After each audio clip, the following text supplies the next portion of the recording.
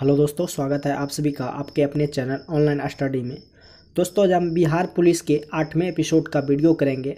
तो दोस्तों, ये जो आपका क्वेश्चन है 8/12/2018 में फर्स्ट शिफ्ट में पूछा गया GK/GS का क्वेश्चन है। तो दोस्तों, मैं जो है 8वें एपिसोड का वीडियो जो है 8वें एपिसोड का जो है इस वीडियो के माध्यम से मैं आपको कराने का कोशिश करूँगा। तो दोस्तों, वीडियो को जो आपको शुरू से अंत तक ज़रूर देखना है। तो चलिए दोस्तों, शुरू करते हैं। सबसे पहला जो आपका क्वेश्चन आपके स्क्रीन पर है कि वैश्विक शांति सूचकांक जो है कि वैश्विक शांति सूचकांक 2017 में भारत का जो स्थान है वो कौन सा स्थान है। आपका जो क्वेश्चन है कि वैश्विक शांति सूचकांक जो है 2017 में भारत का जो स्थान है आपका 137वां स्थान है।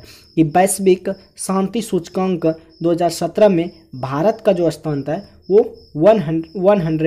167 यानी कि 137वां स्थान है। तो आपका ऑप्शन नंबर डी जो है बिल्कुल करेक्ट है। अगले क्वेश्चन की ओर बढ़ते हैं।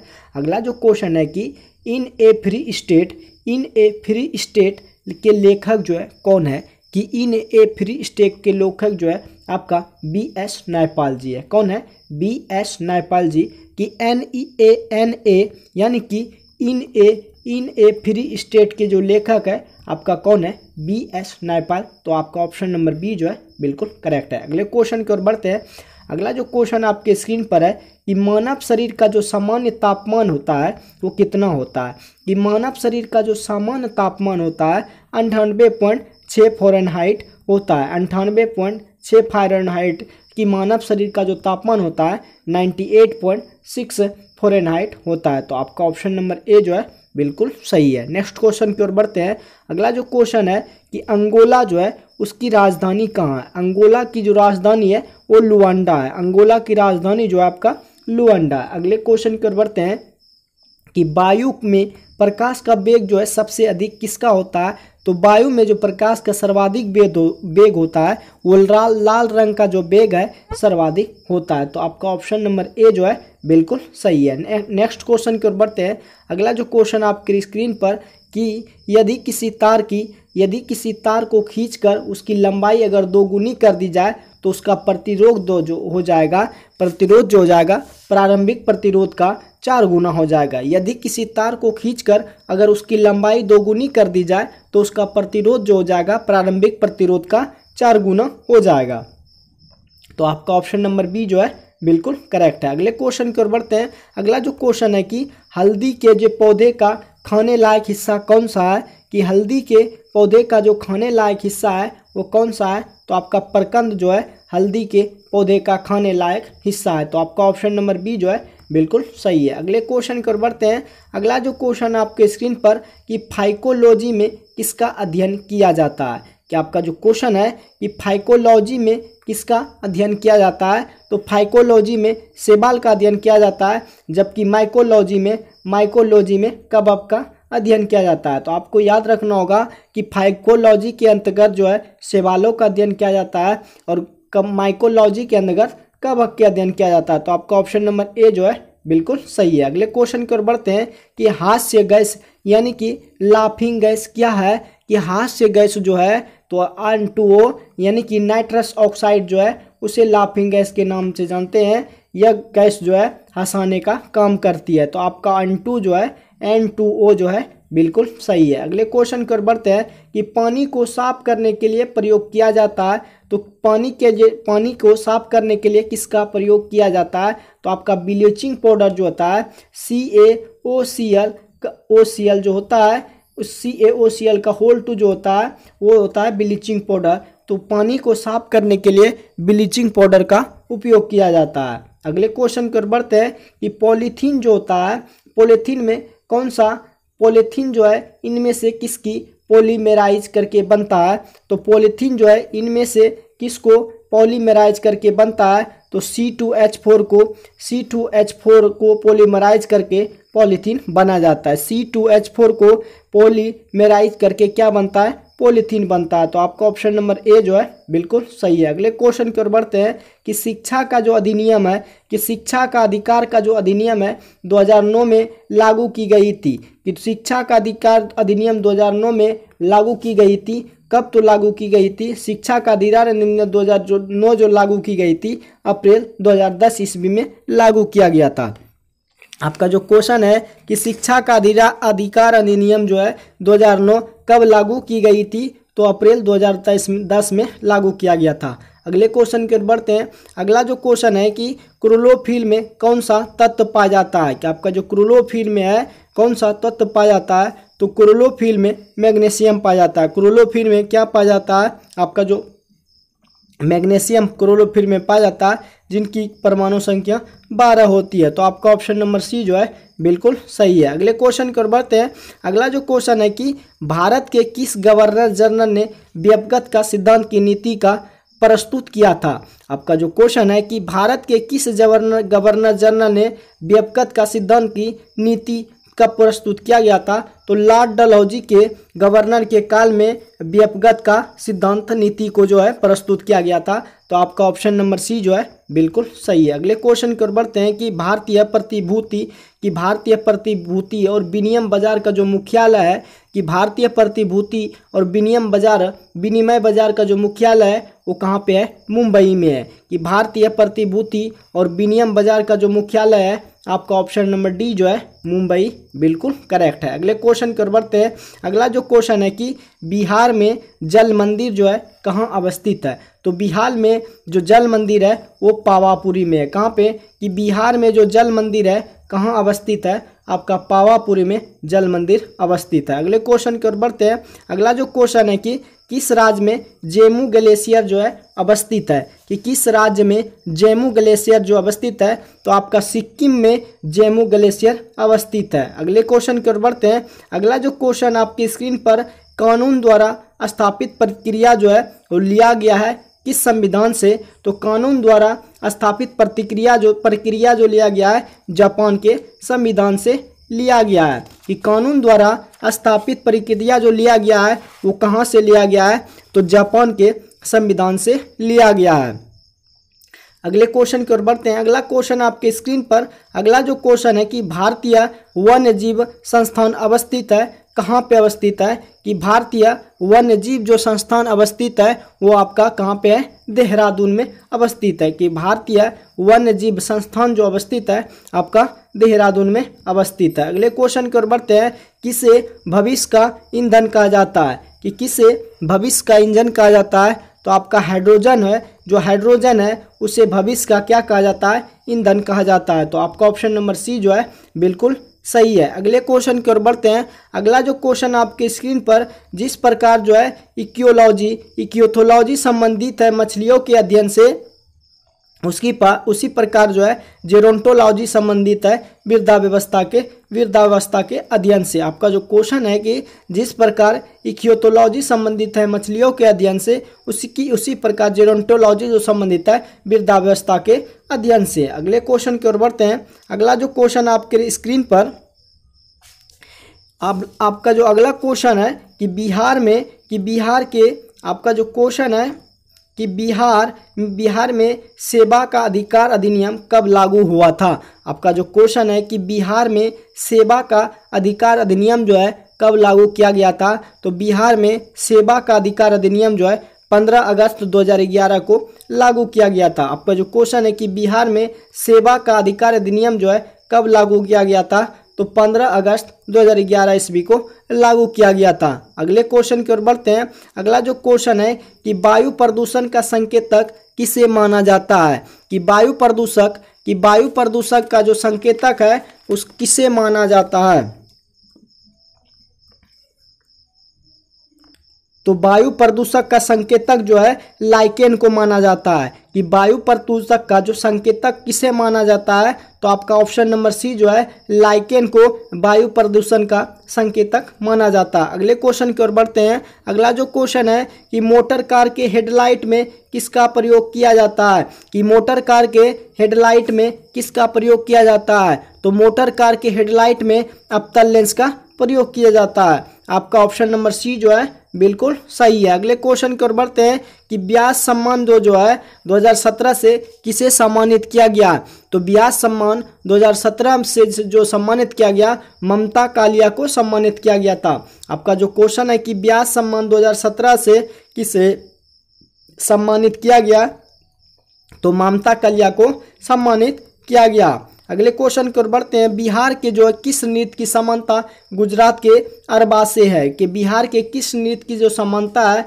गुजरात के अरबा से है। तो आपका जो झिझिया है उसकी जो नृत्य की समानता है वो गुजरात के गरबा से है। तो आपका ऑप्शन नंबर डी जो है बिल्कुल सही है। अगले क्वेश्चन की ओर बढ़ते हैं। अगला जो क्वेश्चन है कि भारत में कौन सी पार्टी जो है मान्यता प्राप्त राष्ट्रीय पार्टी नहीं है। कि भारत में ऐसी कौन सी पार्टी है जिसकी मान्यता प्राप्त राष्ट्रीय पार्टी नहीं है। तो आपका जो समाजवादी पार्टी है उसको मान्यता प्राप्त पार्टी नहीं है। तो आपका ऑप्शन नंबर सी जो है कि समाजवादी ऐसी पार्टी है जिसको जो है सरकार के द्वारा राष्ट्रीय आय पार्टी की मान्यता प्राप्त नहीं हुई है। तो आपका ऑप्शन नंबर सी जो है बिल्कुल सही है। अगले क्वेश्चन की ओर बढ़ते हैं, प्लाज्मा का जो मुख्य अवयव है वो क्या है। आपका जो क्वेश्चन है कि प्लाज्मा का मुख्य अवयव क्या है। तो प्लाज्मा का मुख्य अवयव जल है। तो जल का जो सूत्र होता है H2O होता है। तो आपका ऑप्शन नंबर डी जो है बिल्कुल करेक्ट है। अगले क्वेश्चन की ओर बढ़ते हैं कि बिहार में होम रूल लीग के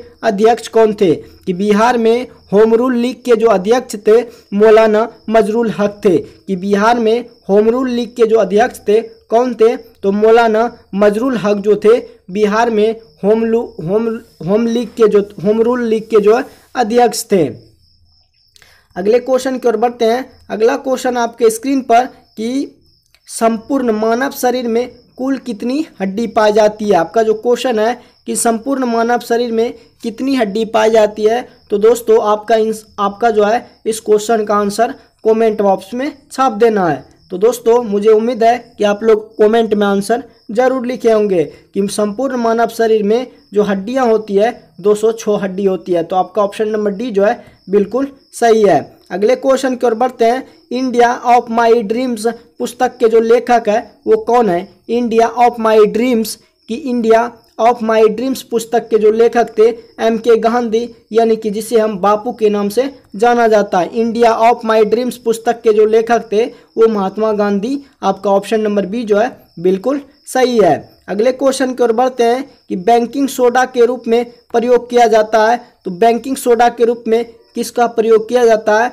तो सोडियम बाइकार्बोनेट का उपयोग जो है बैंकिंग सोडा के रूप में किया जाता है। तो आपका सोडियम बाइकार्बोनेट जो है उसका जो उपयोग है बैंकिंग सोडा के रूप में किया जाता है। तो आपका ऑप्शन नंबर डी जो है बिल्कुल सही है। अगले क्वेश्चन की ओर बढ़ते हैं। अगला जो क्वेश्चन है कि चंद्रमा से पृथ्वी की औसत दूरी क्या है। कि चंद्रमा से पृथ्वी की औसत जो दूरी है 3,84,365 वर्ग किलोमीटर। कि चंद्रमा से जो पृथ्वी की औसत दूरी है 3,84,365 किलोमीटर। आपका ऑप्शन नंबर ए जो है बिल्कुल सही है। अगले क्वेश्चन की ओर बढ़ते हैं कि वह महिला जो इंडियन नेशनल आर्मी में फौज में शामिल हुई थी। तो लक्ष्मी जो सहगल थी वह महिला थी जो Indian national army Azad Hind फौज में शामिल हुई थी। आपका जो क्वेश्चन है कि वह महिला जो इंडियन नेशनल आर्मी यानी कि आज़ाद हिंद फौज में शामिल हुई थी उस महिला का नाम क्या था। तो उस महिला का जो नाम था लक्ष्मी सहगल जी थी। तो आपका ऑप्शन नंबर बी जो है बिल्कुल सही है। अगले क्वेश्चन की ओर बढ़ते हैं। अगला जो क्वेश्चन आपके स्क्रीन पर निम्नलिखित दिए गए विकल्पों में बेमेल शब्द ज्ञात कीजिए। तो आपका जो है कार्बन बीमेल शब्द है, जबकि आपका ऑक्सीजन, हाइड्रोजन, नाइट्रोजन तीनों जो गैस है, जबकि आपका कार्बन गैस नहीं है। तो आपका ऑप्शन नंबर ए जो है बिल्कुल सही है। अगले क्वेश्चन की ओर बढ़ते हैं कि भारत में कौन सी पंचवर्षीय योजना जो है हेराल्ड डोमल मॉडल पर आधारित है। कि भारत में कौन सी पंचवर्षीय योजना ऐसी है जो हेराल्ड डोमल मॉडल पर आधारित है। तो आपका प्रथम पंचवर्षीय योजना है जो हेराल्ड डोमल मॉडल पर आधारित है। तो आपका ऑप्शन नंबर ए जो है बिल्कुल करेक्ट है। अगले क्वेश्चन की ओर बढ़ते हैं। अगला जो क्वेश्चन आपके स्क्रीन पर कि राष्ट्रीय प्रतिरक्षा विज्ञान संस्थान जो है कहाँ अवस्थित है। कि राष्ट्रीय प्रतिरक्षा विज्ञान संस्थान जो है कहाँ पे स्थित है। तो राष्ट्रीय प्रतिरक्षा विज्ञान संस्थान जो है आपका दिल्ली में अवस्थित है। अगले क्वेश्चन की ओर बढ़ते हैं। अगला जो क्वेश्चन आपके स्क्रीन पर किस देश ने फीफा अंडर 17 वर्ल्ड कप 2017 जीता था? किस देश ने फीफा अंडर 17 वर्ल्ड कप 2017 जीता था? तो आपका ऑप्शन नंबर इंग्लैंड जो है उसने फीफा अंडर 17 वर्ल्ड कप 2017 जीता था। तो आपका ऑप्शन नंबर सी जो है बिल्कुल सही है। अगले क्वेश्चन की ओर बढ़ते हैं कि वायुमंडल में कार्बन डाइऑक्साइड का कितना प्रतिशत है? तो 0.03% वायुमंडल में कार्बन डाइऑक्साइड का यानी कि CO2 का प्रतिशत है। 0.03 वायुमंडल का प्रतिशत है, वायुमंडल में कार्बन डाइऑक्साइड का प्रतिशत है। तो आपका ऑप्शन नंबर सी जो है बिल्कुल करेक्ट है। अगले क्वेश्चन की ओर बढ़ते हैं कि वनस्पति घी के निर्माण में क्या प्रयोग किया जाता है? तो वनस्पति घी के निर्माण में हाइड्रोजन का प्रयोग किया जाता है। वनस्पति घी के निर्माण में किसका प्रयोग किया जाता है? तो हाइड्रोजन का प्रयोग किया जाता है। अगले क्वेश्चन की ओर बढ़ते हैं कि मानव शरीर में गुणसूत्रों के कितने जोड़े पाए जाते हैं? कि मानव शरीर में गुणसूत्रों के जो है 23 जोड़े पाए जाते हैं, जबकि गुणसूत्रों की संख्या पूछे तो 46 आपको ऑप्शन टिक करना है। लेकिन आपका क्वेश्चन पूछा है कि मानव शरीर में गुणसूत्रों के कितने जोड़े पाए जाते हैं?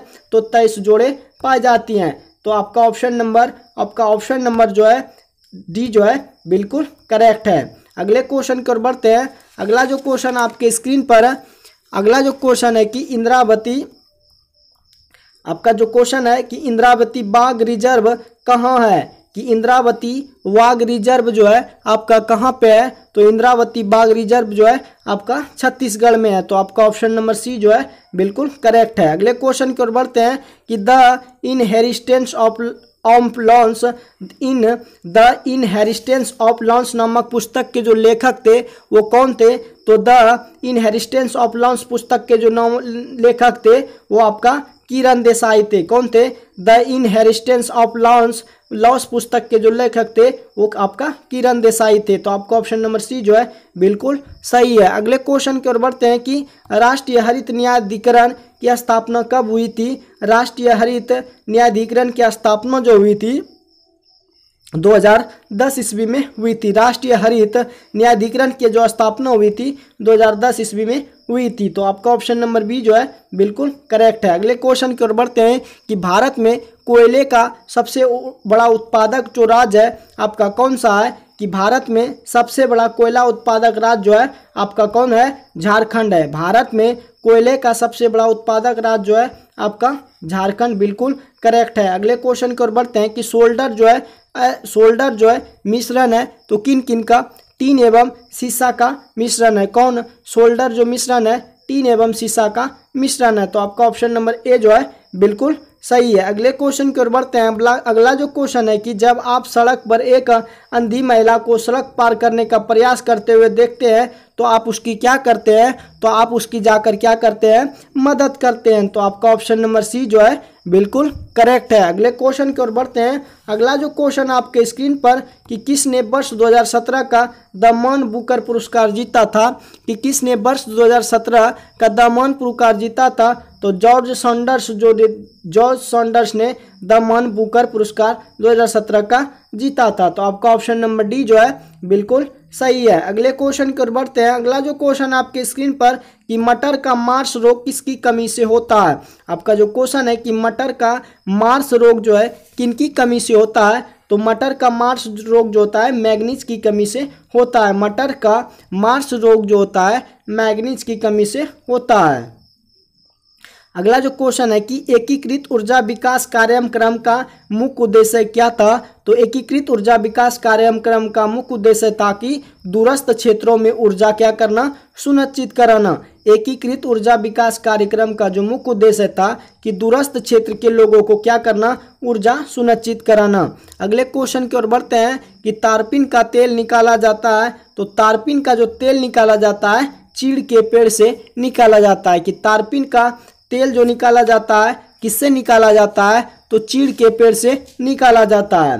अगले क्वेश्चन की ओर बढ़ते हैं। अगला जो क्वेश्चन आपके स्क्रीन पर कि हर घर बिजली योजना बिहार सरकार द्वारा कब शुरू की गई थी? कि हर घर बिजली योजना बिहार सरकार द्वारा कब शुरू किया गया था? तो नवंबर 2016 में हर घर बिजली योजना जो है नवंबर 2016 में चलाया गया था। तो आपका ऑप्शन नंबर डी जो है बिल्कुल करेक्ट है। अगले क्वेश्चन की ओर बढ़ते हैं। अगला जो क्वेश्चन आपके स्क्रीन पर कि दूध जो है एक उदाहरण है किसका, तो दूध एक उदाहरण है पायास का। दूध एक उदाहरण है किसका, पायास का। तो आपका ऑप्शन नंबर ए जो है बिल्कुल सही है। अगले क्वेश्चन की ओर बढ़ते हैं। अगला जो क्वेश्चन आपके स्क्रीन पर कि रॉलेट एक्ट के विरोध में, कि रॉलेट एक्ट के विरोध में जो है किसने कहा था, कि रॉलेट एक्ट के विरोध में किसने कहा था कि इस एक्ट में अपील, वकील और दलील को व्यवस्था को अंत कर दिया। कि रॉलेट एक्ट के संबंध में किसने कहा था कि इस एक्ट में अपील, वकील और दलील की व्यवस्था का अंत कर दिया गया। तो मोतीलाल नेहरू ने ये कहा था कि इस एक्ट में अपील, वकील और दलील की व्यवस्था को क्या कर दिया गया, अंत कर दिया गया। किसने कहा था, मोतीलाल नेहरू ने। अगले क्वेश्चन की ओर बढ़ते हैं कि सिकंदर लोदी ने बिहार का अभियान किस वर्ष किया था। कि सिकंदर लोदी ने बिहार का जो अभियान किया था वो 1504 ईस्वी में किया था। सिकंदर लोदी ने जो बिहार का अभियान किया था वो 1504 ईस्वी आपका बिल्कुल करेक्ट है। अगले क्वेश्चन की ओर बढ़ते हैं कि 1857 की क्रांति में पटना में विद्रोह का जो नेतृत्व किया था किसने किया था। कि 1857 की जो क्रांति में पटना में विद्रोह का जो नेतृत्व किया था वो कौन थे, वो पीर अली थे। कौन थे, पीर अली। आपका ऑप्शन नंबर सी जो है बिल्कुल सही है। अगले क्वेश्चन की ओर बढ़ते हैं कि वेनेजुएला के घास के मैदान को क्या कहते हैं। कि वेनेजुएला के घास के मैदान को क्या कहते हैं, तो वेनेजुएला के घास के मैदान को लानोस कहते हैं। तो आपका ऑप्शन नंबर डी जो है बिल्कुल सही है। अगले क्वेश्चन की ओर बढ़ते हैं कि Akhil Bharatiya trade union federation, Akhil Bharatiya trade federation, आपका जो क्वेश्चन है कि Akhil Bharatiya trade union federation की जो स्थापना हुई थी वो 1929 ईस्वी में हुई थी। अखिल भारतीय ट्रेड यूनियन की जो स्थापना की गई थी वो 1929 ईस्वी में की गई थी। अगले क्वेश्चन की ओर बढ़ते हैं कि रजनामा जो है किसका फारसी अनुवाद है। कि रजनामा जो आपका क्वेश्चन है कि रजनामा जो है किसका फारसी अनुवाद है, तो रजनामा जो है महाभारत का फारसी अनुवाद है। तो आपका ऑप्शन नंबर सी जो है बिल्कुल सही है। अगले क्वेश्चन की ओर बढ़ते हैं कि भारत के नियंत्रक सह महालेखा परीक्षक का जो कार्यकाल होता है वो कितने वर्ष का होता है। तो भारत के नियंत्रक यानी कि सह महालेखा परीक्षक का जो कार्यकाल होता है वो 6 वर्ष का होता है। कि भारत के नियंत्रक सह महालेखा परीक्षक का जो कार्यकाल होता है 6 वर्ष आपका बिल्कुल सही है। अगले क्वेश्चन की ओर बढ़ते हैं कि धूपगढ़ जो है किस पर्वत श्रेणी क्षेत्र की सर्वोच्च चोटी है। कि धूपगढ़ जो है किस पर्वत क्षेत्र की सर्वोच्च चोटी है, तो सतपुड़ा जो है आपका धूपगढ़ पर्वत क्षेत्र की सबसे सर्वोच्च चोटी है। तो आपका ऑप्शन नंबर बी जो है बिल्कुल सही है। अगले क्वेश्चन की ओर बढ़ते हैं कि बोकारो स्टील लिमिटेड, आपका जो क्वेश्चन है कि बोकारो स्टील लिमिटेड किसकी मदद से जो है संस्थापित हुआ था। तो बोकारो स्टील लिमिटेड जो है सोवियत संघ की मदद से क्या हुआ था, संस्थापित हुआ था। तो आपका ऑप्शन नंबर बी जो है बिल्कुल सही है। अगले क्वेश्चन की ओर बढ़ते हैं कि दादा भाई नौरोजी ने ब्रिटिश सरकार के द्वारा भारत से धन के निष्कासन की नीति का व्याख्या जो है निम्नलिखित में किस पुस्तक में की थी। कि दादा भाई नौरोजी ने ब्रिटिश सरकार के द्वारा भारत के धन निष्कासन की नीति व्याख्या जो है निम्नलिखित में किस पुस्तक में की थी। तो poverty and British in rule in India पुस्तक में जो है उसने नीति की व्याख्या की थी। तो आपका ऑप्शन नंबर बी जो है बिल्कुल सही है। अगले क्वेश्चन की ओर बढ़ते हैं कि अस्पृश्यता का अंत संबंधी उपबंध जो है भारतीय संविधान के किस अनुच्छेद में किया गया है। कि अस्पृश्यता का अंत जो है उपबंध भारतीय संविधान के किस अनुच्छेद में किया गया है। तो अनुच्छेद 17 जो है अस्पृश्यता का अंत जो है भारतीय संविधान के अनुच्छेद 17 में किया गया है। तो आपका ऑप्शन नंबर सी जो है बिल्कुल सही है। अगले क्वेश्चन की ओर बढ़ते हैं कि शाहनामा, आपका जो क्वेश्चन है कि शाहनामा की रचना जो है किसने की थी। तो शाहनामा की रचना जो है फिरदौसी ने किया था। शाहनामा की रचना जो है फिरदौसी ने किया था। तो आपका ऑप्शन नंबर बी जो है बिल्कुल सही है। अगले क्वेश्चन की ओर बढ़ते हैं कि नील आंदोलन कहाँ चलाया गया था। कि नील आंदोलन जो है कहाँ चलाया गया था। तो नील आंदोलन जो था वो बंगाल में चलाया गया था। नील आंदोलन जो है कहाँ पे चलाया गया था, बंगाल में चलाया गया था। अगले क्वेश्चन की ओर बढ़ते हैं कि उत्तरी कोरिया तथा दक्षिण कोरिया के बीच सीमा रेखा को 38वीं समांतर रेखा के नाम से जाना जाता है। कि उत्तरी कोरिया तथा दक्षिणी कोरिया के बीच सीमा रेखा को 38वीं समांतर रेखा कहते हैं। तो आपका ऑप्शन सी जो है बिल्कुल सही है। अगले क्वेश्चन की ओर बढ़ते हैं। किस वर्ष में सुभाष चंद्र बोस ने भारतीय राष्ट्रीय सेना का जो है नेतृत्व किया था? कि किस वर्ष में सुभाष चंद्र बोस ने भारतीय राष्ट्रीय सेना का जो है नेतृत्व किया था? तो 1943 यानी कि 1943 में सुभाष चंद्र बोस ने भारतीय राष्ट्रीय सेना का नेतृत्व किया था। और सुभाष चंद्र बोस ने यह भी नारा दिया था कि तुम मुझे खून दो, मैं तुम्हें आज़ादी दूंगा। तो दोस्तों, बिहार एसएससी के 9वें एपिसोड का जो है वीडियो समाप्त होता है। अगर ये वीडियो आपको अच्छा लगे तो अपने दोस्तों के साथ शेयर जरूर कीजिएगा। बाकी मिलते हैं नेक्स्ट एपिसोड में। आज के लिए बस इतना ही। जय हिंद।